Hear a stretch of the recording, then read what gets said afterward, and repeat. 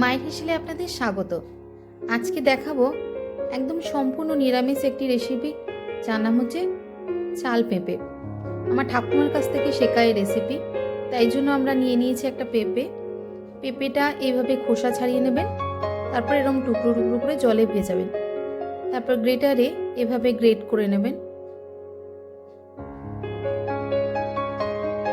হ্যাঁ, এইভাবেই সেফ হবে, এভাবে গ্রেট করে নেবেন।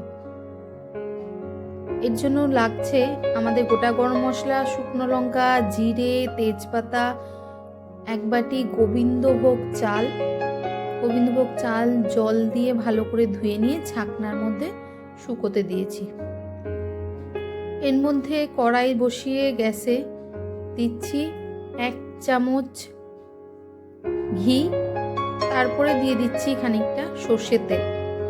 এর মধ্যে দিচ্ছি গোটা গরম মশলা, তেজপাতা এবং জিরে ও 2 শুকনো লঙ্কা ফোড়নে। ফোড়নটা ভালোভাবে তেলে মিশিয়ে নিয়ে এর মধ্যে দিয়ে দেব গ্রেট করা পেঁপে ভালো করে ভেজে নিতে হবে, যাতে পেঁপের গন্ধটা আর না থাকে।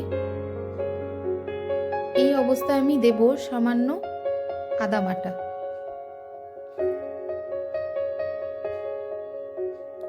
দিচ্ছি অল্প জিরে গুঁড়ো এবং 1/2 চা চামচ মতো শুকনো লঙ্কার গুঁড়ো।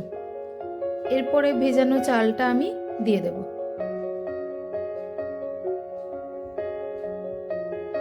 এবার চালটা দিয়ে খানিকটা নেড়ে নিন। দিচ্ছি সামান্য লবণ, অল্প চিনি।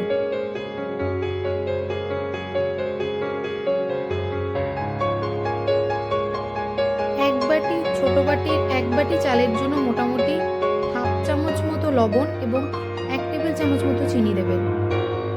এটা একটু মিষ্টি মিষ্টি হয়। এরপরে জল গরম করে নিলাম। যে বাটি চাল দিয়েছি 1 বাটি, সেই বাটি মাপেরই 1.5 বাটি জল দেব, যাতে চালটা সেদ্ধ হয়ে যায়। এবার ঢাকা দিলাম। দেখুন চাল সেদ্ধ হয়ে গেছে এবং তরকারিও গায়ে গায়ে হয়ে এসছে। এবার দিলাম গরম মশলা গুঁড়ো, নেড়ে নিন। নামিয়ে নিলাম। চাল পেঁপে শুকনো ভাতে এর স্বাদ অতুলনীয়। সকলে ট্রাই করবেন। রেসিপি দেখার জন্য ধন্যবাদ।